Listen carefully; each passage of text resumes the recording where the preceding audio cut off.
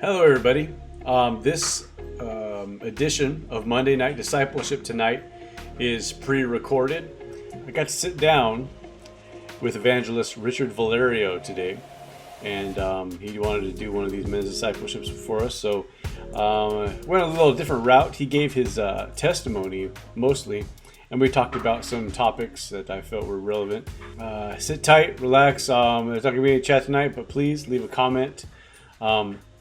Tell us what you think. Would you like to hear or see more of this kind of content?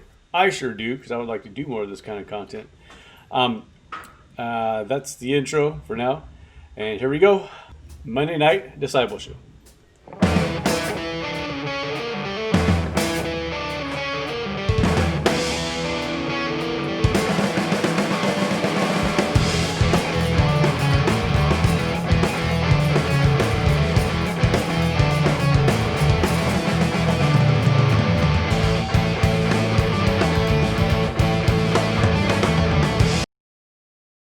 Check. Hello, everybody. This is Jason here. We're live from my garage. It's not exactly Monday Night Discipleship, but we'll be airing it on Monday night. So thank you very much. Just for information, this is a pre-recorded program, and this is a ministry of the Door Christian Fellowship here in Colton, 338 North Lacadena Drive. Service Sunday morning, Sunday night, and 11 o'clock. You can see our website, thedoorcolton.com, for service information, different things. Today, a very special session. I have an evangelist in town that's preaching in the Riverside church. He's agreed to come on and answer some questions, give his testimonies. I have with me Evangelist Richard Valerio. How are you today, sir? I'm doing very well, thank you. Good. So, can you just tell us a little bit about yourself, like what church you're from, you're in town, how long you been an evangelist, stuff like that? I got saved in the Northeast Potter's House there in San Antonio, Texas. My pastor is Benny Rodriguez, and we've also pastored a church for 8 years in Aransas Pass, Texas, and this is my 7th year as a full-time evangelist. Okay. So you know spring chicken, huh?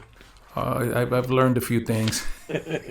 So did you, before becoming an evangelist, did you pioneer or pastor anywhere or do anything like that? Yes. We were announced in 2003, and we went to Aransas Pass, Texas, which is South Texas by Corpus Christi. And we were there for about a good 8 years, co-laboring with the people in Corpus Christi and the surrounding towns that were there. And so when God said it's time to go back to the mother church, we went back to the mother church and then started to evangelize out of the mother church. Sweet. That's always good, man. So pioneering, what an experience, huh? Oh, yes. We were excited to be able to go and pioneer. I was able to apply everything we had learned in the mother church and to see the fullness of God. And pioneering is the best thing that could ever happen to someone, because that's where you can see the fullness of God in the sense of, okay, God, we gave up everything to come and do your will and to see the miracles. You know, if I had stayed in the mother church playing it safe, I would have missed out on all the people getting converted, people getting touched by the power of God and things of that nature. Yeah, it is. To me, it was the man maker. You know what I mean? Like, you're a disciple and you're there, and you got your little youth group. Like, I was a youth leader, so all these kids, they just like love you and stuff, and they're like, oh, Jason. You go out into the pioneer field, that's not established. Oh no. You got to establish that. And so the kids you outreach to then, they're just like all little devils and oh yes, manifesting and cussing you out and stuff. And the initial shock for me and my wife, like, whoa. But after being there, like, 4 to 5 years, pioneering, swinging the pipe and just putting the flag in the ground, man. By the time I was out, I felt like an Army veteran or something. Just like I got in there and I did some stuff, and those people are still there, still serving God, and it's just it's a trip. Because you have all these disciple fantasies about when you get sent out. Oh, yes. Like, you're going to be the one, you're going to be the guy who's going to break revival and stuff, but then you hit the ground running, and then the ground hits back. Oh, yes, it does. Yes, it does. What do I do now? Jeez, But that's how it's been for us. It was good. Like, to me, I grew up a lot. Yes, sir. And I came back, like, just grown up, just like a different guy. And that's really, I think a lot of people need that. They Need do. that experience. Even if it feels like a failure, God's done something in you, you know? Yes. He's done something in you. So that's great. That's good stuff. So I saw your flyer. We're at the Colton Church, so we put a couple of them on the back. Yes, sir. In the back foyer, you got a little martial arts background. Yes, sir. It was mostly when you were younger, right? Though, like Yes. Younger teenagers stuff. Yes, sir. You got saved shortly after that, or a few years after that? My last, competition was probably my sophomore year in high school, so I was already done with that. And then that's when I got into other things. And I didn't get saved till about 93 is when I started going to the church, off and on at the time. Yes, sir. Right. Well, let's just kind of segue into that. Shift gears a little bit. You want to just give your testimony, whatever you brought to talk to Dale. Go ahead and give you the floor. You take as long as you need. Okay. And we'll just we'll come back and talk about other stuff later. Yes, sir. All right. Well, here we go. And so it's a privilege to be able to share my testimony wherever I go. My son asked me when we were pioneering if I ever get tired of sharing my testimony. And I explained to him, it's not about getting tired. It's just about reminding people of what God can do with a surrendered life. And so my story starts with my mother being raped. So I'm a product of a rape. And the reason I say that is because all too often there's people that are in church that they're mad at God for things that we had no control over. And so my mother ends up being pregnant with me. And, she gives birth and not realizing that a spiritual transaction had already occurred. So the spirit of rejection, bitterness, and hatred had already been imparted into my little heart. And so by the time I come out into the world and they say we have a healthy baby boy, physically, yes, spiritually, no. There was a lot of issues already on the inside. And about 2 days later, my mother makes another choice, and that is that I can't keep my son because every time I see him, I'm going to be reminded of that ugly day. And so she gives me over to her parents, which would be my biological grandparents. And so they adopt me and raise me. And so as they're raising me and putting me in school, I would have a lot of issues on the inside and not understanding why at the moment. But the hard part for me in elementary school was like career day. And that is, you stand up and my dad's an electrician, my dad's a plumber and so forth. And I would have to stand up and say, well, my grandfather, he served our country and he retired from civil service, things like that. But I can remember as a young kid, not really knowing God, mad at God. I would look at the little boy next to me and say, God, why does he have his father? Or look at this little girl on the other side. God, why does she have her father? God, what did I do not to have a father? And so a lot of things happen when there's no one to put structure and begin to explain spiritual issues before salvation. And so as a result of that, I was already mad at God for that. I don't have a father, being raised by my grandparents. And so I had a lot of anger issues. As a result of that, I would get in a lot of fights in school. The principal would call my grandfather and he'd have to go and talk and sign papers and things like that. And so my grandparents decided it'd be a good idea to put me in some karate classes just so I could vent things out. And some people would say, that's a good idea. It sounds good, but it was a bad idea because it was just allowing me to let out what was on the inside, which was the hatred, the bitterness, the rejection. And, they teach you things, how to punch, how not to get punched, how to kick, how not to get kicked. And then eventually you have to practice that on someone else, see if you're learning things and get your timing down and all that. And so for me, from the very get-go, it was never about winning or losing. It was always about wanting the other person to feel the emptiness I had on the inside, the hatred, the anger that was in there. And I could do that and not get in trouble per se, and everything is okay. And so it was the hatred and bitterness that was on the inside. I did not know how to deal with that caused me to excel, I guess, in the amateur ranks. And the trainers would take notice of that, and they gave me some paperwork and asked me, hey, you're still a minor, so we need your grandparents to sign this paperwork and then get back with us. And so we get that done. And they tell me, okay, we got about 3 weeks to get you ready, and then we're going to get you in another tournament. That's what they said. And so that would have been there in San Antonio, Texas, in the Hemisphere Arena at the time, when it was still there. And the environment was different, more people, things of that nature, more security, things like that. And so finally the officials come into the dressing room. They have to watch your hands getting wrapped and all that. And then my trainers explained to me, we're still under USKA rules. The only difference is you don't have to use the headgear. And, being a young man full of pride at the time, I never liked the headgear. You start to sweat, it begins to move, and they can, rock your bell, and you don't know where you're at the time. And so I was fine with that. And, you go through the introduction, you're there in the ring, and this was way before MMA. This was traditional kickboxing back then. And, the main event guys then would have been like Bill Superfoot Wallace and Billy Blanks. And we were primarily just on the undercard of these guys. And so they go through the whole introduction. And then finally it's time to engage in bodily harm to the other person. And that was the first time I understood what a revelation was. And that is the first time that he hit me, I understood that never in my life had I been hit that hard before. And as I'm trying to figure out what just happened, he's still hitting me. And as he's still hitting me, now I'm talking to myself. And I was like, Richard, don't just stay there. You need to move out of the way. So I begin to move out of the way. And my opponent at the time figures out it's my first time. I'm new to this.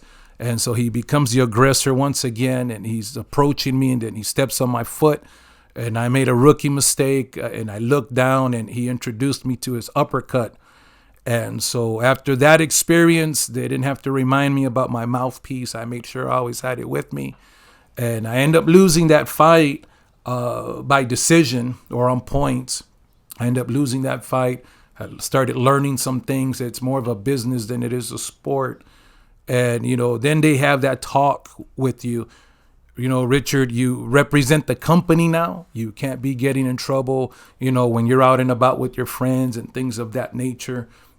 And then fast forward about 2-3 months, believe we're in Houston, Texas. And for some reason, we end up in the same dressing room with my opponent. So it's the people that helped me out, and then the guy that I'm supposed to be fighting with and his people.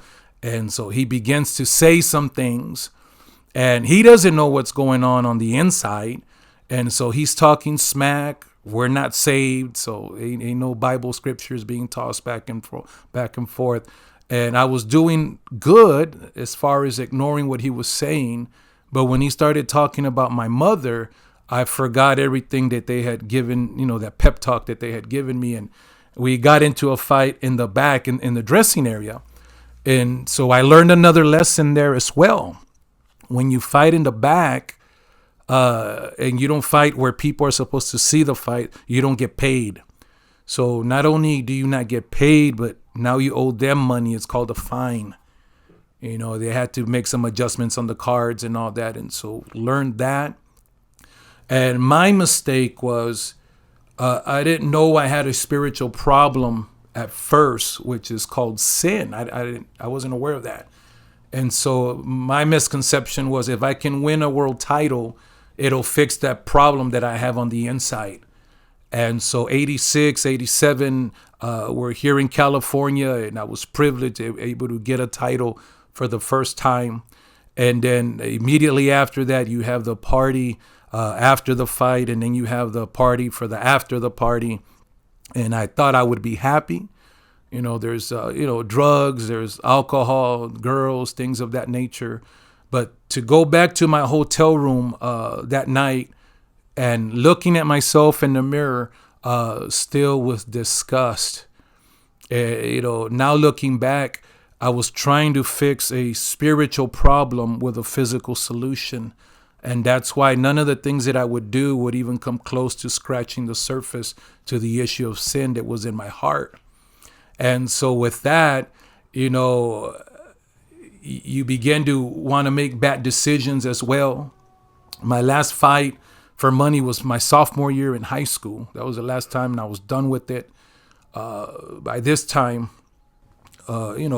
playing football in high school, if you're halfway decent, you become a little popular.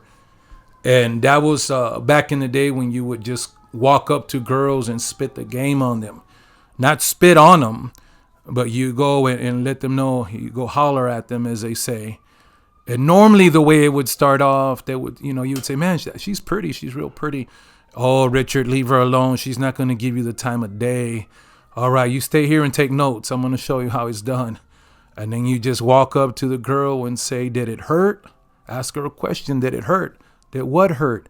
When you fell from heaven, girl, and you just spit the game like that, And, of course, you tell them what they want to hear, that you love them. You're the only one for me.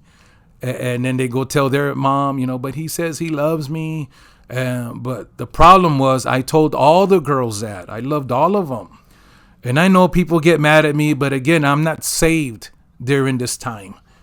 And so I would tell them, I love all of them. And so while I'm there manipulating girls and things of that nature, I had big dreams, and I became a pharmaceutical representative while in high school. And so I would sell cocaine, crack, and some weed as well. And not just in the high school, but the surrounding high schools, as well as nightclubs and strip clubs. And so I was very naive to the kind of people that would become clients, to say the least. One example of that was a famous Tejano singer there in San Antonio. We were at a business location in the office making a transaction, and this Tejano singer's bodyguard comes in and checks everything out, and then the singer comes in and he does some lines there in front of us. And, I was shocked that it was the Tejano singer.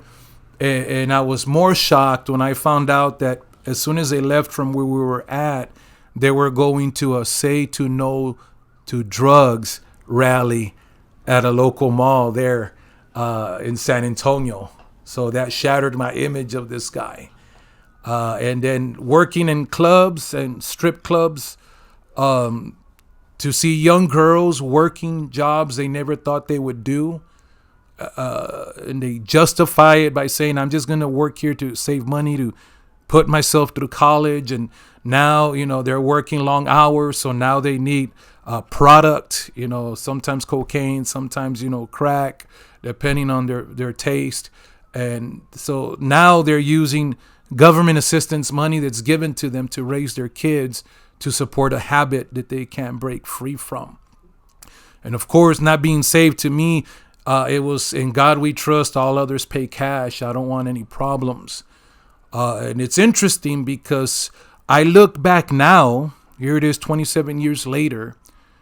What if these girls that I manipulated and played with their hearts and things of that nature, what if right now they have a good man that loves them, takes care of the kids, takes care of them, but because of things we did when we were younger that we shouldn't have done, they've opened spiritual doors and now they don't trust any man.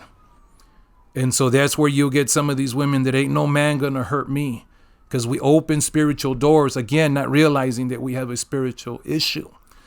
And so, I'm there in high school still selling dope.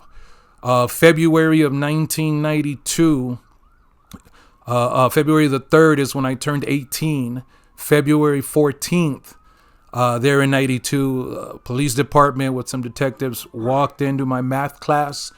They escorted me to the principal's office, and then from the principal's office, once we were done with some paperwork there, they took me to the Bexar County Jail. I was there for about 9-12 hours, and then they let me out on a PR bond. And prior to getting busted there in my high school, I had already tried to commit suicide twice. The first one was I overdosed on pills. And so they took me to Santa Rosa Hospital there in San Antonio by ambulance. They pumped my stomach. Second time, tried cutting my wrist. The third attempt would be maybe about 2-3 weeks after I got out of the Bexar County system there. And so I'm 18, have not started living yet, and I'm already tired of life. And so as I'm in my apartment, I get the firearm that I had with me at the time. I put it to my head and I pulled the trigger and it misfired. And I can remember being upset that I couldn't even do that right. I began to use a lot of profanity. I walk through my living room. I go out onto my third floor balcony and more profanity there. And just out of desperation, I point the firearm away from the balcony and I pull the trigger again, and this time it discharged really loud. And I could remember feeling like, wow, if I had died right there and then, I would have gone straight to hell. I was nowhere close to being saved at the time, but I was thankful that God gave me another opportunity. And so right after it discharged, I began to talk to God. I said, God, there has to be more to life than this. There has to be. I'm just 18 right now. I haven't started living and I'm already tired of life. The biggest problem I had, what do you do when you have money, you have girlfriends, you have car, you have status at clubs? What do you do when you have all that and you're still not happy? That was the issue I had. And some things never change. We look at some of our celebrities, professional boxers, professional musicians and things of that nature. But I normally quote Deion Sanders best when he used to play in the NFL. He asked the question because he was looking for the same thing I was looking for. He asked, what do you do when you have millions of dollars in your bank account, thousands of dollars cash in your pocket, a house and a car for every day of the week, and you're still not happy? He was asking. And no one could give him an answer, so he gets in his brand new black 4-door Mercedes-Benz, and he goes off a bridge trying to commit suicide. And so someone had seen that. They were able to go get him out and help him out. And so it's not a money issue. It's a sin issue. Other athletes like Oscar De La Hoya and Julio Cesar Chavez, these are people who would fill arenas with people, the Golden Boy and Chavez, unlimited finances, never going to be broke. All these women throwing themselves at their feet, and yet they each contemplated suicide. Cesar Chavez Sr. admitted in his confession that he had put the gun to his head to end it all, and it misfired. So the issue is that someone began to witness to me and began to tell me, Richard, what you're looking for, you're not going to find where you're at. You don't need a religion. You need a relationship with Jesus Christ. And I would give them a hard time. I grew up in Catholicism. I saw the hypocrisy and all that. But in my apartment, I would say, God, if what these two men are telling me is true, that you died for my sins and that you can forgive me of my sins and give me a new life, I want that. I want that. And that was probably the end of my prayer at the time. And I would just ask them questions, or they would begin to talk to me at work. And that's what began to help me to begin to see things, is when I began to ask God, I'm willing to turn away from my life of sin. Now, that being said, I surrendered my life to Jesus in 1993. And if you would have told me 27 years ago, Richard, in 27 years, you're going to be preaching around the world. You're going to be preaching in leadership churches, in prisons, and juvenile detention centers. Richard, you're going to be praying for couples that cannot conceive and they're going to come out pregnant. You're going to be praying for financial miracles, and God's going to use you in that capacity. If you would have told me any of those things back then, I would have said, you're crazy. What are you smoking? That's what I need to start selling. And the reason I say that is because when I started going to the church, I was so wrapped up in all of my problems and consequences that had caught up to me. I couldn't see outside of that. And what helped me a lot were the brothers in the church. They would keep encouraging me. Just keep coming to church. God will help you. Just keep coming to church. God will help you. And my friends would mock me because I dropped them like a bad habit. And I said, no, I need to go to church. And they would make fun of me. They say, you know what, Richard, you'll be back. You're just going to church because you have a court case pending. Well, the court case pending didn't motivate me to go to church. And so here it is, 27 years have gone by. And some of my friends I've seen in prison when I go and minister in the prisons. Some have died, and some that are alive, they're still in the same neighborhoods doing the same things we were doing when we were 17 and 18 years old. So the only difference between my life and the lives of my friends was a choice that I made to start living for God, regardless of if everything was going my way or not going my way. When my court date finally came up, I remember telling God, listen, if I have to go do the 20 years, I got to go do it. I've never blamed anybody else for the decisions I made. I knew what I was doing. What I was doing was illegal, and I did not learn that in my household. It was a choice that I had made. And so I said, God, if I have to go do the time, I'll do it. I just want to know that you're real. And that's pretty much where it stayed. And we go to court maybe about a year, 2 years after the fact. And so my attorney was able to talk to the judge, say, look, my client, he's working a job to help support his 2-year-old daughter, and he's going to a computer-aided drafting class. He's trying to better his life and things of that nature. And so God had given me time to do something productive with my life. So in addition to working a job and helping with my 2-year-old daughter and things of that nature, I was involved with the outreaches there in church, would help however I could.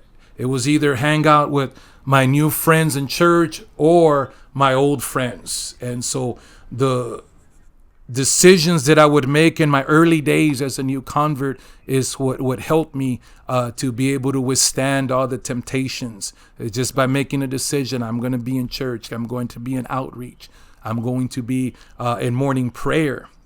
And so I never would have thought that I'd be preaching around the world, that I would be taking a tour in the White House, in the Pentagon, meeting special operators because they attend the church that I'm ministering in. And those are all just bonuses. But just the fact that God would use someone that's a product of a rape to still go and accomplish God's purposes is huge, at least to me, that God, you would use my life. And the truth be told is that there's many other people like me. Maybe you're not a product of a rape, but you didn't have a mom, you didn't have a dad, or different circumstances. Listen, I can tell you this with a sincere heart, that everything that you've been through, the good times and the bad times, God will use all of those details to encourage someone else that doesn't know about the love and the forgiveness of God, if you're willing to share your testimony with them. And the more you practice your testimony, the more you share it with others, you'll begin to notice that God will sometimes tell you, you don't have to go through the whole story. Just talk about this part of your testimony in particular. And that's what they need to hear at that moment. Amen. All right. Powerful testimony. It's God's grace. It is. I was thinking about last night. I don't know why I was thinking about this. Maybe it was God was prepping me for today.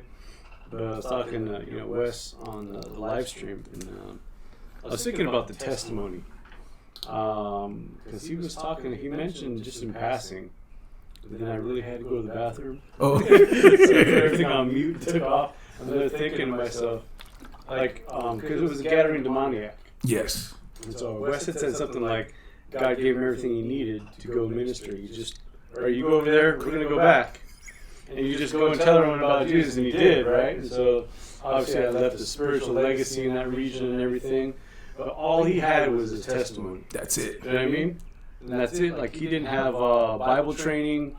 He had the exposure the disciples did, being around Jesus, eating with them, seeing how he washes his hands or whatever. And but he goes to this other region, Gadara, and he's just like, I just got my testimony. I can tell you what I was before, I can tell you that I met Jesus, and I can tell you how I am now, and it's different. There it is. You know, what a powerful thing that everyone just has. It doesn't take the special training. You know, it doesn't take anything, but it takes more like an opportunity. Yes. For you to share your testimony with people, and very, very powerful stuff. It's just interesting. You said you went in there, you would see some of your old friends. Yes. When you go to a minister or prison and stuff. What is that like? People you hang out with, and then you're like saved, kind of, cleaned up, and you have your family and different things, and now these guys are.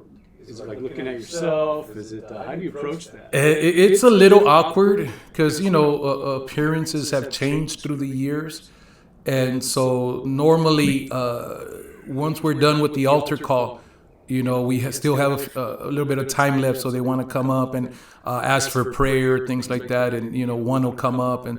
He asked me, he goes, "You don't remember me, do you?" But I recognized his voice, and, so you're Salazar, right? Yeah. I said, "We played football when we were in high school." And he goes, "Yeah." I said, "What are you doing here?" And he goes, "It's everything you preached on tonight." He goes, I keep going back. And I said, "Well, when are you going to start making better decisions? You know what you got to do." And I really appreciate being able to go to the prisons, because originally, if you had been on probation or something to that effect, you couldn't go in. And the gentleman in the mother church, he said, "Well, just do the paperwork and we'll see what happens." So I did the paperwork, and they do the background check and all that. And then they got back with them, and they said, "Look, this Valerio guy, he hasn't gotten in trouble since he was done with probation, and he's pastoring a church. So I think he'll bring more experience to the pod here." Compared to, they had different denominations going in there, but they were more just like no real life experience. They're just like from the book. They're just reading from the book, and that's it. And so when they gave me the opportunity to go in there, I could speak from the heart. And I already know most of them. It's not their first or second time in there, so I'm a little bit more harsh with them. And so they end up making better decisions. And my son asked me one time, why, especially when we were pastoring in Aransas Pass, why do you get off work early, drive 2 hours to preach for 45 minutes, and then come back late at night, another 2 hours? I said, "Son, because your dad almost went to prison." I said, "If I can go and share my story, and if one inmate applies it to his life, it'll change his life and it'll be worth it." And so that being said, fast forward a couple of years, when we come back to the mother church, I take my son to go get a haircut. And so it's a big brother, and he's cutting my son's hair, but he's looking at me, and I was like, "Oh man, I hope I don't have problems with this guy." And he goes, "I've seen you somewhere before." And so he's cutting my son's hair. He says, "I've seen you somewhere before." And I said, "Oh man." So I tried to play it off, and I asked him, I said, "Is that a good thing or a bad thing?" He said, "It depends where I've seen you at." And I said, "Oh, man." And then he asked, "Do you do any speaking?" I said, "I do." He goes, "Have you ever been to the Catula unit?" I said, "I have. I'm going to go there in 2 weeks." And as soon as I said that, he spun my son around, and he said, "Your dad came and preached a sermon there in the Catula unit, and that sermon's what helped me to get real with God and stop playing church." He goes, you need to listen to your dad." And then he spun him back around. And the reason I say that, it was a critical moment in my spiritual walk because of the mind battles. And when he came out of the blue, being the barber, and he remembered, it was like God said, no, you're not wasting your time. You're planting these seeds. And so these are some of the withdrawals from the deposits you've made into people's lives, especially the inmates. Awesome. Yes, sir. Talk about, wow, that worked out, didn't it? Yeah, because I was like, man, I hope it's not a bad transaction or something from back in the day. Yeah, I know we went to the San Bernardino County juvenile hall one time with some guys, and one of the guys was a convert for one of our pioneer churches. And so he would go there, and the juvie people knew him. "Hey, it's Lukey. Hey, what's up, Lukey?" Like that. "You back? How come where's your scrubs at?" But he would get up there and he would give his testimony. It was powerful. Yes. Because the staff knew him. The new group of kids, obviously, but then the staff knew him all the time from when he was a teenager, causing trouble. And stuff. So, my. he had probably a lot of impact with the staff. You know what I mean? The correctional officers or whoever. Yes. So it's pretty good. Another thing that happened to me one time, I was visiting this one brother in prison, right? He was up Glen Helen or something, you know, so I will go up there and talk to him. And then I'm sitting there, you know, talking to him, trying to say, yeah, we're praying for you, bro, you know, yeah, et cetera. Then this guy walks in behind him and sits in another booth. I'm like, ah! I got realized that, dude, because I went to this high school, this guy named, I think it was Jared Lara, right? This is his little brother. Oh. And so this is his little brother, and his little brother worked at my job with me. He was an EMT a couple times. And I worked a shift or two with him, but you know, he was in and he was gone for a while. I didn't know what was going on. We get all kinds of people come in and come out. They get hired at fire, they go police, whatever. This guy went orange, you know what I mean? He went orange? So I was like, what are you doing? I said, oh, what are you in here for, man? He's like, oh, man. I said, the guy sitting in front of me that came to talk to us, Steve, you need to talk to this guy, you know, because the guy I was visiting, he was like all jailhouse preacher kind of a guy. He started, you know, holding meetings and stuff and doing good in the joint, you know. So I said, you need to get this guy. You need to talk to him. And next time I kind of want to hear what he says, you know. So yeah, prison ministry's trip. It is. It really is. We had one guy that would attend our church. It was like his third time already getting in trouble, and we prayed for him. Did a miracle, his marriage and the whole legal issue there, and then he just went back to his old ways, and he just reached out to me maybe about 4 months ago. You know, he was back doing the old things again. You know. And just a bad scene. I prayed with them on the phone, but I said, hey, listen, you need to lock into one of our churches there in Corpus Christi. But his mindset is like, no, I don't really want to be committed to church. And so as a pastor, many times that can be a hard pill to swallow. And the thing about this young man is, you know, he'd been in trouble before. He's all tatted up. But he's one of the few people that I can talk about that when we would go in outreach, he might have looked intimidating and all that, but he would witness to people. And if they told him they'll be in church, they would be in church. I would get jealous. I was like, man, Doug, you don't even know how many people tell me they're going to show up and they don't. Everybody that tells you I'm going to go to church, they come. So how did you hear about our church? Oh, Doug Grimes invited me to church. Wow. And so to see the potential there, and then to see them like not willing to fight for it and want to keep doing other things, it's a hard pill to swallow. And it's like, frustrating. Yes. It's so frustrating. Especially when you know things could be so much better for them. You know, things could change so gloriously for you. You have no idea. Yes.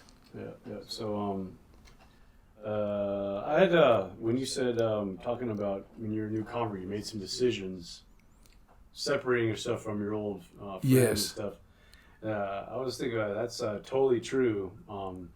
The first few months is so critical. You know what I mean? So our pastor just did a discipleship with us a couple weeks ago, and he says, first of all, start off good. Yes. You know, continue well, and then you'll finish well. There it is. Like start off good. There's those things you decide within the first month. You know, the relationships you cut within the first month. And for me, it was. Like I said, I wasn't that, you know, hardcore, but we used to sit around, me and my friends, we used to go to the video store. Remember one of those things? Yes. We would rent, like, the most, like, cheesiest, lamest looking horror films we could find.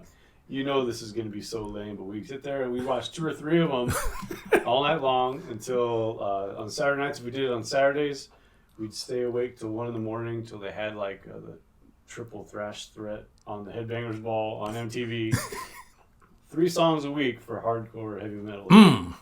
So we would stay awake for that, and then that was our life, you know. Then we go to parties, and me and my friend Heath would say, we're not going to drink because we want to be stupid. We can be stupid on our own. We don't need any time. So we're always the guys with the Mountain Dew. And but you know, we were perving, you know. Yeah. So we're always trying to, you know, score with girls and everything, and on and off, both me and him had different groups. That's kind of my life was before I got saved. It was just like, wow, it was pointless, you know. Oh Maybe to me it was just like the am I supposed to do this for the rest of my life, you know? But anyway, so I get saved, and I had to decide, what am I going to do with my friends, my party friends, you know? What am I going to do with these people? So I would just go, like, hey, we're getting together at my house tonight, okay. So go walk to his house, watch MTV, and I started telling him about all the testimonies from the concert. You know, I was like, yeah, this guy came in, he got saved, he was on drugs and stuff, and then God did a miracle in his life, and then, you know, Tuesday night I'd come over like that. Yeah, you should see this guy on Sunday morning give his testimony, and then this, that, and then God's doing this and that and the other thing, and oh, my friend, he just had Pioneer Church in Upland. We just sent him out. I'm going to go hand out flyers for him over there and stuff. And they just stopped inviting me. You know, after a while, they started asking me to come over, and they finally ended up coming to church a couple times and stuff. And all my friends kind of came to the church to see what it was all about. Oh my! And then but after that, they're just kind of gone. But I decided, I think that one time, because you know when you're a backslidden church kid, you must say the prayer all the time. All the time. But this time I was like, I'm gonna decide that this is just gonna be. I'm just gonna give it up. I'm just gonna like quit messing around and just live for God. So that was when I was 19. I've lived for God for over 25 years now. Come on. Yeah, and it's just been. It's just you start off. You start off making those initial decisions, and then the continuing part, that's your sanctification. You know, that part's kind of laid out for you. Yes. However it ends, that's the mystery. You know, you're gonna give the rapture. You're gonna die preaching. Preaching behind. Like Pastor Mitchell recently. Right. Oh man, talk about a guy. There's no retirement. He's in his 90s, still doing rallies and still flying. What? Till April? Not just that, you know, people still wanted to hear him. You know what I mean?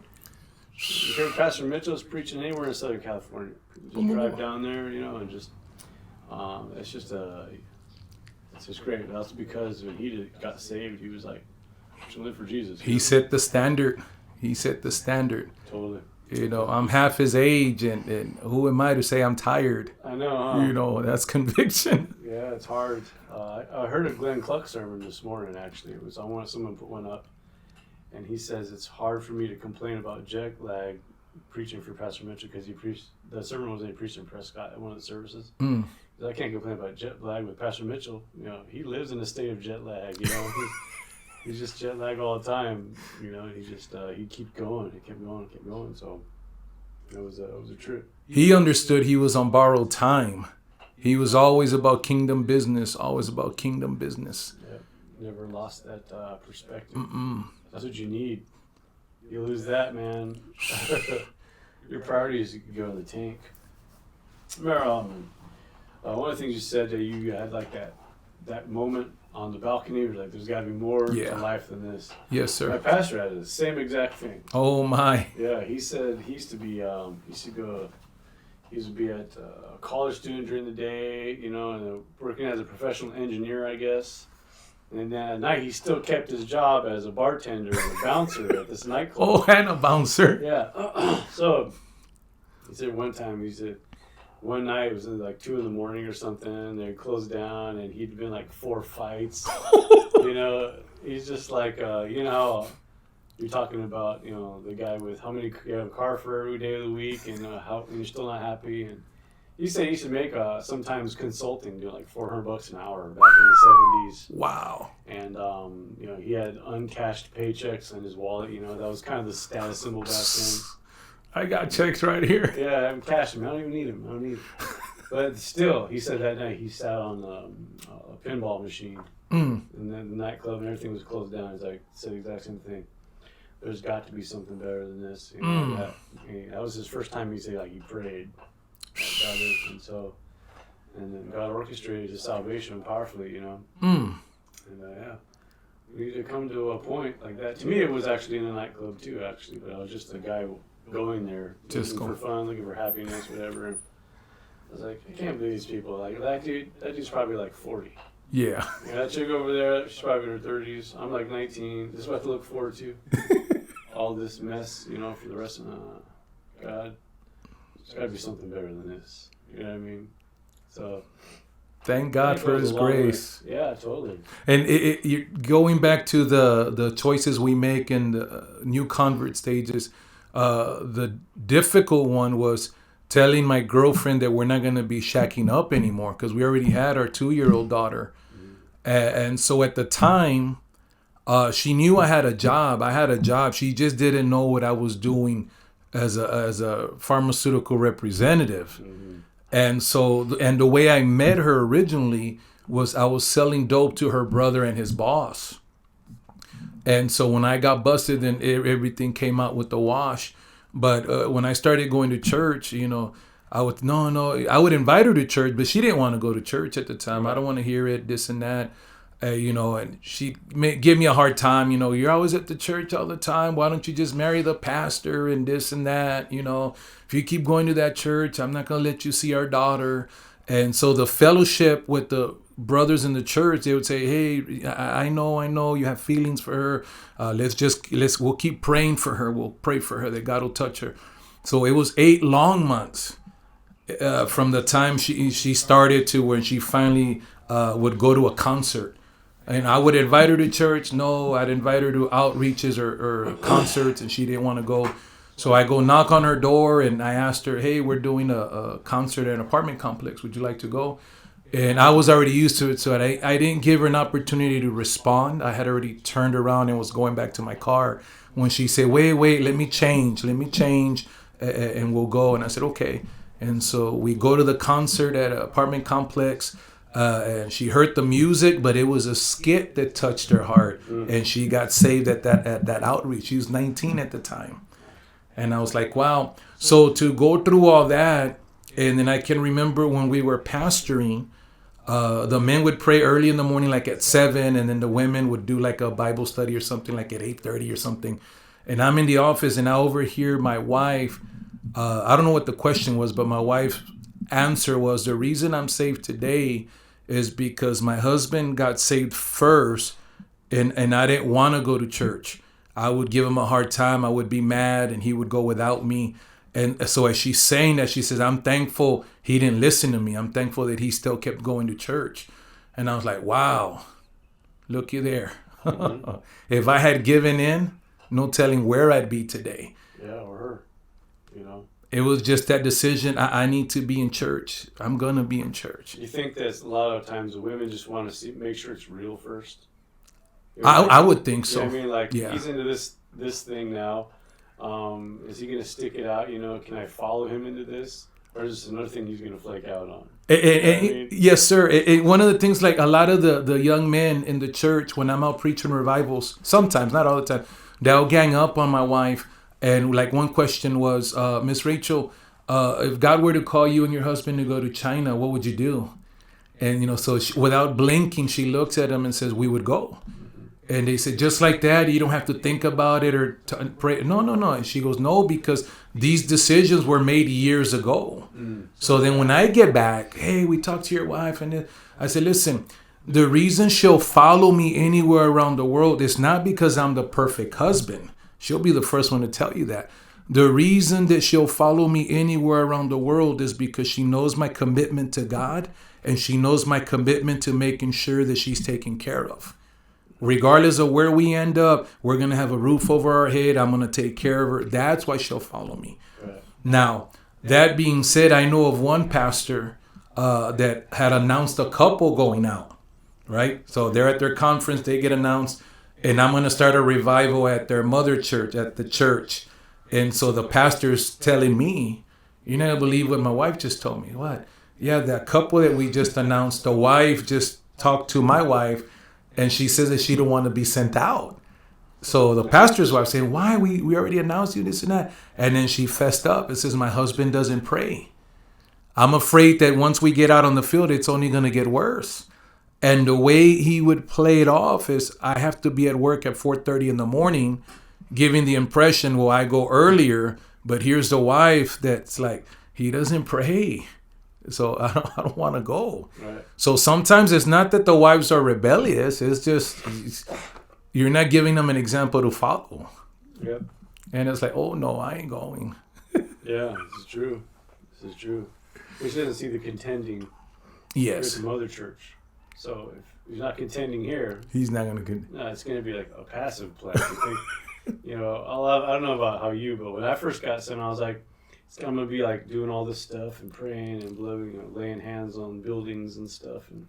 But my idea of the church was like the field of dreams. Like if you build it, they will come. If you preach the gospel, he will draw all men unto him, and then you're just gonna, as long as you're preaching the right things, people walk through the door. It took like 6 months to a year for me to realize that wasn't how it was going to happen. Oh yes. And I had to fight for every visitor, every return visitor. Come on. I could get them in there once, but I'd get them come back, But I did have the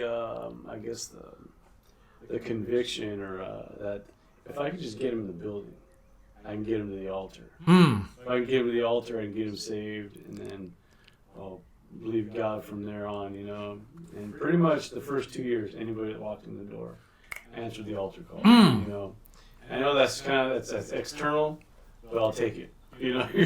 Pioneering. We'll do it, and we'll believe God that was a conversion, and we'll take it. Yeah. Sometimes I hear pastors, pioneering pastors, nobody showed up, so we locked up and left. And my opinion is, my mother at church invested a lot of money for me to be here. So there was one Sunday, our services would be at 6. So I had already preached to my family. We didn't have no visitors. Mm-hmm. So the service is over. I had already taken my tie off, and a lady walks in. I'm sorry I'm late. I couldn't find a building and this and that. Am I late? I said, no, ma'am. I just need to put my tie on, and we're about to start service. And so my wife's coming out of the restroom. I told her, I said, we're going to do the same songs, but I'm going to preach a different sermon. And we locked her in like that. She had no idea. Really? My kids and my wife knew what happened. We already finished. No, we're about to start. We want to welcome you out. And so the opportunity in pioneering is that it's almost like in combative sports or in anything like military. If you go to basic training, you don't connect the dots until you're in actual combat, right? So like in combative sports, they have you bobbing and weaving under the crossed ropes and all that. And you feel silly because people are looking at you. But then when you're bobbing and weaving and you're missing punches, you connect the dots, and it's like, oh, okay, you don't have to tell me to do it. I know why we do it now. So when we landed there to pioneer, okay, so I need to exercise my faith. And so, for example, it was just my wife on the keyboard. And I would say, thank you, musicians, right? You have 2-3 visitors, like musicians. It's just a wife, And I would say during the offering, we're going to reach the nations from this church. And they look at each other. But the words that I spoke would come to pass. So I say that because my kids remember that. Mm-hmm. They remember that. So eventually it would be my wife on the keyboard and help sing, my daughter playing the bass, help sing, and my son on the drums. So the words that we would speak would come to pass. Right on. So there's nothing like pioneering. Yeah, it's different. It is different, man. Your 4-year-old taking the offerings. or falls asleep. Or having them set them down.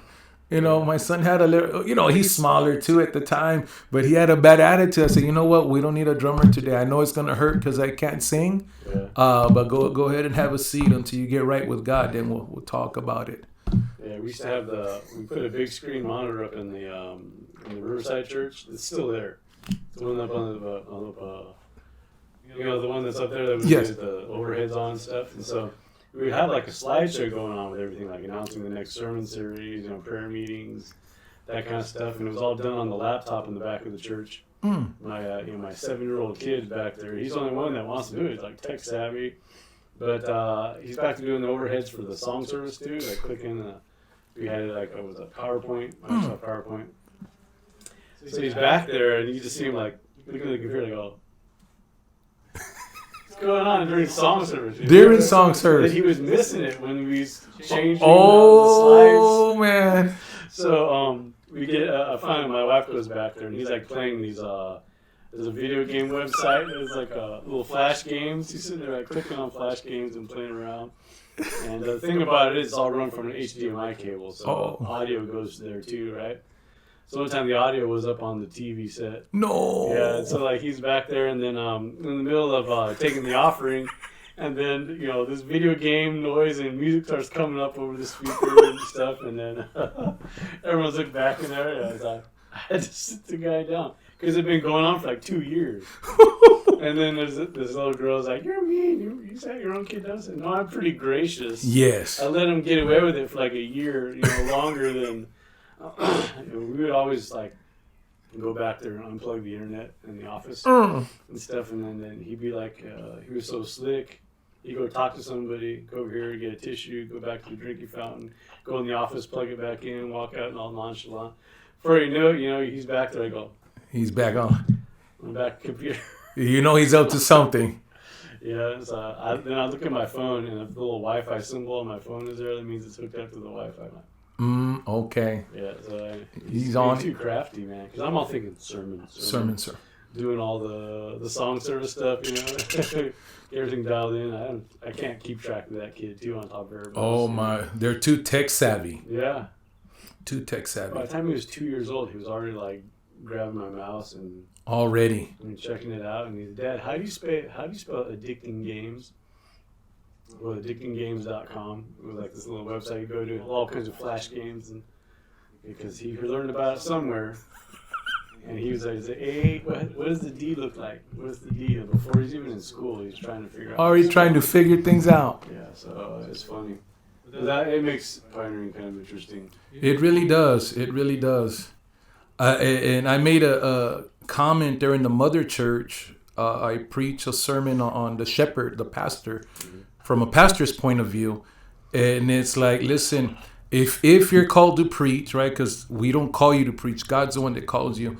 But if you're called to preach, if you can't live with and forgive your brothers and sisters who you serve God with here, how are you going to lead those that are going to lie to you? They are going to cuss you out. They are going to say bad things about you. If you can't even help the people you serve God with here. Mm-hmm. You have small squabbles and then you want to disown them already. Yeah. I said, my wife and I, we've been through that numerous times. And we have to make sure we kept our heart right with God. I said, listen, God keeps good books. Yeah, he does. God keeps good books. He understands that kind of stuff, man. I was like, oh, Lord. We'll shift gears here a little bit. Okay. I think Sunday night, I got in this loop. I think it was Friday night because I took Saturday off. But I started watching this guy that was called False Martial Artists or Fake Martial Arts Masters. And there's a guy in China who goes to all the schools and challenges the master. He's an MMA fighter. Oh, really? He's an MMA fighter. So he's training in MMA, so he challenges the master of these dojos, like traditional stuff. Tai Chi, Wing Chun, and all these different martial arts. And he challenges them, right? Boxing, anything. Yeah, he challenges them. So judo, he just goes there and challenges everybody. And he posts the videos and stuff.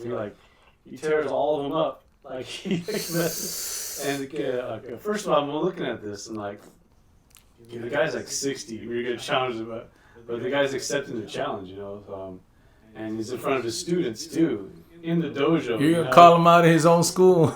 Yeah. So and so he guys, they're older guys. They're the master of the school. Some of them are younger, but some of them he has these videos of these guys are just they're acting like there's this chi throwing them away. Like there's 6 of them lined up, and the master goes like, woof, and they all it's like. But so, anyways, one of the things about the commentator that was showing these videos, he says, the second he lands that first hit on him, like it's a real hit, like a fist in your face, boom. Ain't sparring. It's not like this hand trapping contest, we're trapping arms, yeah. And then he's not using your form. He's not doing it, hitting you, then okay, that was the point. Walk back. He's like, yeah. And that's the thing is, maybe like in a spiritual warfare contest. Yes. Is we got the form. We got the form, but they're not used to the hits. Like the thuds. Yes. They're not used to giving them, and they're not used to getting them. Come on, somebody.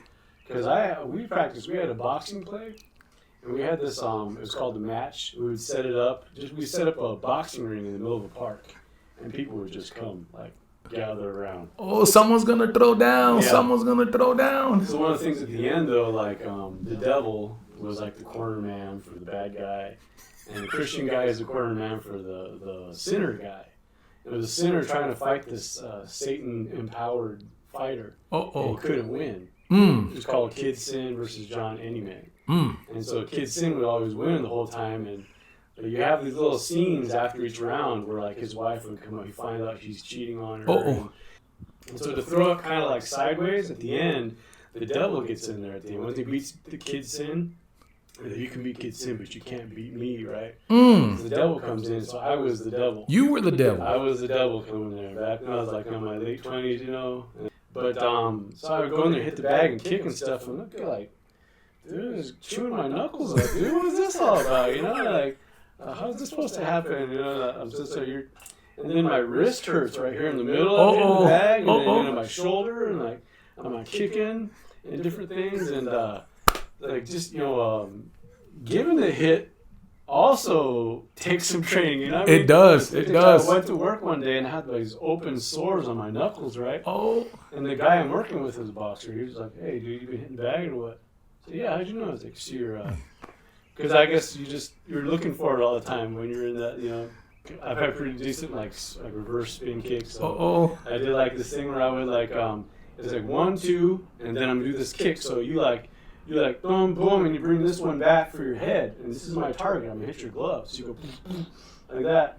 So when I do the spin kick is, you know. So if I miss or I hit whatever, no one gets. He forgot to bring it back. He forgot to. He's like 6 foot tall. So I go boom. And like, you know, when you kick it, you follow through. Yeah. Your leg back down to the spin kick it all the way through. When I did the spin kick, I felt head. And I just kind of held my foot out there and didn't fall through. I just put my foot back down and stuff. And it was pretty hilarious. But we knew what it was like to take hits. Oh, my. We would do the play sometimes, and the main character, the devil stayed safe for 3 years. The guy who played Sin. He was there every single play for like 3 years. He used to get bloody noses. He would get cut eye sometimes. You know, all for Jesus. Yeah, and so I'd be his ring man, right? So I'd like take this towel, and he's got the gnarly booger coming out of his nose. I'll hold it for him. And blow his nose like his mom. You know? So we did all kinds of crazy things. Oh, those are good That's times. What I remember, man. But those fake martial arts dudes. Yeah. You know, he's taking that hit. Like Victor hit me a couple times. Because we didn't coordinate the final fight at first. It was kind of improv, and so I was just playing around, but he was like a real boxer. So he hit a couple of boom, a little overhand right, you know, and like I was like, well, that was a real one. That was a real one. I'm glass jaw, dude, because I played football, and if I was ever in a major collision, a little blackout with a little light in the middle. It would be instantaneous. I could, catch myself right to the ground, but still, I'm like glass jaw dude. If you hit me, I'm gonna be like out, and then before the Jesus part comes on, you know, I guess it'll work out either way. Right? Oh my goodness! Yeah, so it was fun. It was a fun play, but I know what it was like. You got all this theory, you got the move down, but then you get hit. Yeah, that was spiritually, that was a wake up call for me when we started pioneering. The mind battles had intensified, mind battles that I had not experienced before, and so I called Pastor, and he says, Richie, that's easy. When you were in the mother church, I was taking the hits for you. So it's like, oh my, I know where he's going with this. Don't say it, Pastor. Don't say it, Pastor. I know where you're going. That's what's going through my mind. And then he lets it out. He goes, now that you're pastoring the church, you're going to take the hits for the people that come to your church until they can learn to fight for themselves. And I was like, oh man, so it's just one of those, it is what it is. Yeah. You take the hits from the people too. Oh yeah. Until they realize, okay, he's not that bad of a guy. He's not that bad. He's actually trying to help me. Yeah. He's actually trying to help me. Totally. Yeah, it's an interesting business we get ourselves into. Yes. Yeah. You go from the amateur ranks to the pros. Pretty quick. Yeah, and I tell the young guys, I told one young man, say, listen, I wouldn't give money to send you out. I said, why would you say that? I said, you don't have to pay church rent, water, light, flyers, and you can't come to prayer. Why would we give to send someone out that's not going to get up to morning prayer? I said, listen, if you're not praying here, you're not going to pray out there. And if you're not prayed up, there's going to be times where you go to your church building, and before you even hit the light switch, the devil's already in there. Richard, nobody here wants to get saved. Why don't you just go home? Right. And if you're not prayed up, you may start agreeing with the devil. Yeah, maybe I should go back home. Right. But then it's like, man, it's like that. I said, I'm telling you, it's real out there. Right here, it's good because you do an altar call and you have the bro, man, that was a good illustration, this and that. When you're out there, ain't nobody gonna call you pastor. You got altar workers, people get saved, you got people to pray with them. You can sit there and talk to the people while everyone else does the tear down, and you just take for granted. Yeah, come on. I said it's not like that. Once you get there, you're doing everything. And so, are you a morning person or a late owl? So you got to figure that out right now, because once you're out there, you're gonna be working a job, right? You got to support your family, and then you still got to spend time with your wife, and then you got to spend time with the wife and the kids together. So somewhere in there, you have to figure out when you're going to sermonize. It's either early in the morning or late at night. Totally. He asked, well, when do you do it? I said, I'm an early bird. If everything is going well, I try to get up, especially full time. That way I can get my business out of the way. And if my wife has something that she wants to do or needs me to help her with, then I'm free during the day. Because everybody's, they'll wake. By the time they wake up, I'm already done, pretty much. Yeah. he just, so you're one of those. Never mind. Hey, man, my job that I have now, I can sit down and read, or I can study if I need to. And I figure I can turn an idea into a sermon. Yes. If I just get like a starting point. All through the inspiration will be for Sunday morning. That's why my wife learned. If I know it looks like chaotic on my desk sometimes, but those are trigger thoughts. They're notes. Yeah. So some are offering illustrations. These are gonna turn into sermons. Yeah. And she meant well that one time, and she cleaned the office, and I came in. Oh no! No! 6 months of ministry gone. But she meant well. I was gracious, and so we were able to overcome that. And so she'll clean, but if it's on the desk like that, she'll just leave it alone. Yeah, we have the spousal cleansing that happens here every now and then too. Wait a second. I had my notepad right here. Where'd that go? Yeah, it happens. I had a napkin right here. It had like this point and that point. The sticky notes. The sticky notes on my computer. We have company coming over. Yeah. We're doing. Where are they at? Doing the trash as balls. Yeah, this is cool. Come on. And then when they showed up Pastor Mitchell's desk, remember his office? Papers everywhere, books everywhere. I said, man. I grew up in the Tucson church when I was a little kid. Oh, wow. I used to go to the Warner's house in between services all the time. Play with Mona. What? Take him home, yeah. I'll go in there. I go in Pastor Warner's room. And he says, don't touch nothing. Wall-to-wall books, stacks of paper. Don't touch nothing.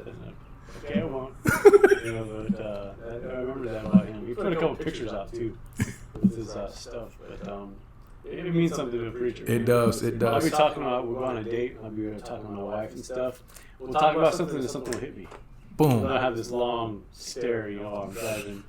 She's like, you're thinking of a sermon, right? You're thinking, so, yes. Yeah, just give me a quick bit. Yes. Make some notes in my head real quick. Yes. And I didn't have a smartphone yet, so I would always have something writing down. Got to write it down, because I'll forget. Yeah. Or you wake up in the middle of the night with an idea or something, and it's not you. I better write it. I did the mistake of I'll remember it in the morning. I couldn't remember what the thought was. You should do 3 a week when you're pioneering. Yes. Yeah. So that's what I tell people. Every thought's going to change the world. You just got to look at it that way.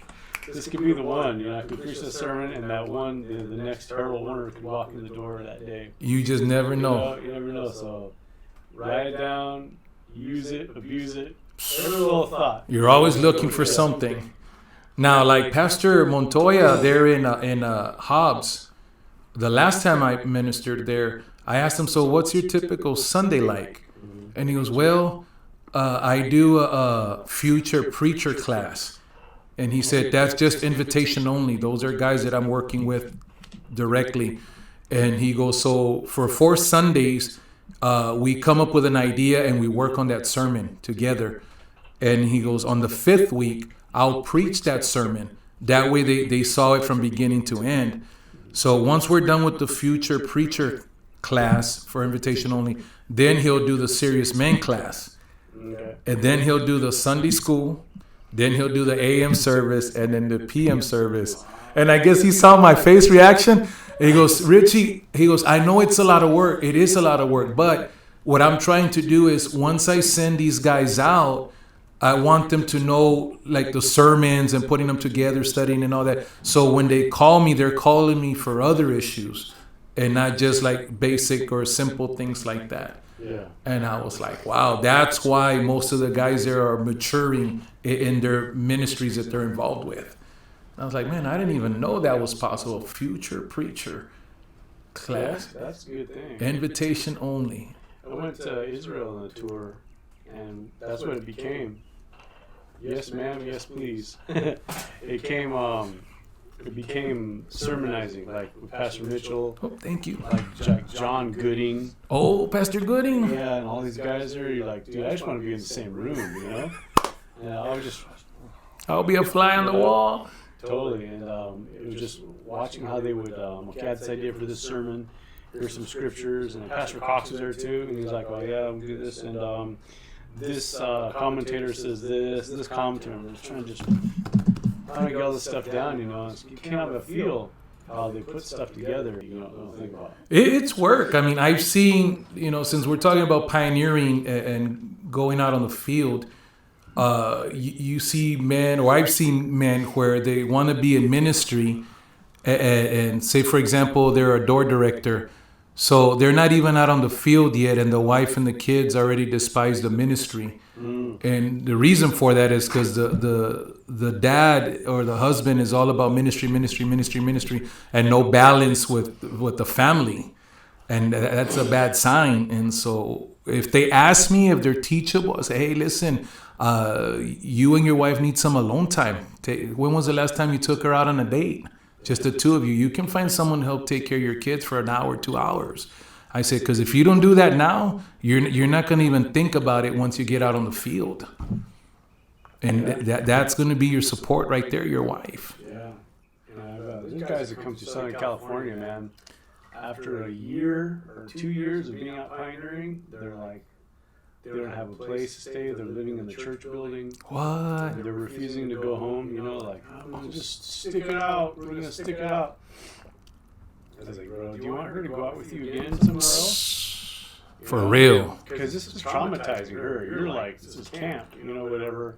This is, you know, this is the front lines of ministry, blah, blah, blah. But the wife, she's like, no. No, my wife, I've learned a lot. She's a blessing to me. Now looking back, it's one example is where we're talking and she goes, hey, you need to be careful with this girl over here. I said, what do you mean? Yeah, she goes, like every 2 weeks she's got a big crisis going on and she just wants your attention. Right? And I said, oh, okay. And then, so sure enough, Sunday morning comes up and then, Pastor, can I talk to you? And I say, yeah, hold on, wait for me here. Let me go get my wife. Right? Oh, she goes, no, it's okay. It can wait. It can wait. And boom. And I said, oh, man. So, you know, I have my son-in-law, right? He's our door director right now in the mother church. And I'm telling him, I say, listen, don't be intimidated by my daughter. I said, she's a PK, so she's going to be in tune with things because she's been out on the field. She's going to be a blessing to you. You just don't see it right now. And I gave him that example, how Rachel told me, hey, listen, you need to be careful with this one. And then so there's another lady, you know, Pastor, can I talk to you? Yeah, hold on, let me go get my wife. Okay. And so she waited, got my wife, and took care of business there, prayed for her, and then we were done. Yeah. But it's like, oh, no. Yeah, that's the discernment they have that you don't. I mean, I know we're preaching the gospel for Jesus, and we're going to get people saved. Here comes that little vixen, preacher eater. Gets off on just the control or whatever she gets off on. Seriously. It's like, you didn't care about me when I was like waiting tables, and I'm a preacher now. People knocking the pulpit all the time. Like, Oh my. It's a trip. It is a trip, man. It's a good thing. So I'll tell you what, man. We're gonna go ahead and end it here. Okay. We're gonna get some lunch. Yes, sir. Get out of the hot box. You sweating? No, I'm good. No, I am. The door was open. I'll be okay. All right, that's fine. That's cool. But thanks for coming out again and doing this. Appreciate it. It was a privilege. Yeah, this is good. This is the kind of stuff I like to get on the tape. So go ahead. I'm going to go back to this. I can't do that because I never set up the audio. Anyways, thanks for showing up, guys. Thanks for coming out. TheDoorColton.com. This is Mr. Richard Valerio. You can find out more about him, see his testimonies here. RichardValerio.com. The link will be in the description as well. Let me know in the comments if you like this kind of content. This is different than our normal live stream. We want to do this all the time. This is actually what I really wanted to do in the beginning. The live streams and stuff, that's kind of a necessity of the lockdown and stuff. But thanks everybody for coming out. God bless you. We'll talk to you later. Bye-bye.